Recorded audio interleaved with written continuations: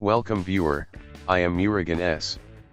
This video tutorial describes how to disable AutoEndTasks at Shutdown, Signout or Restart. Regedit.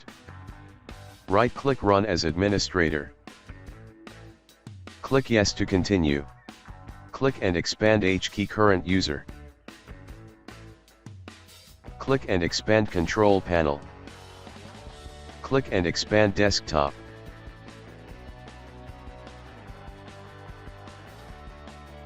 Right-click New, String Value. Type AutoEndTasks.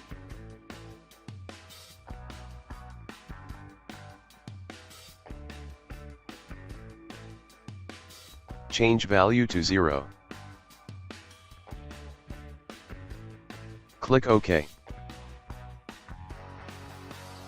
Close and exit Registry Editor. I hope this video tutorial helps to you. Please like, share and don't forget to subscribe my channel. Thank you very much. See you next video.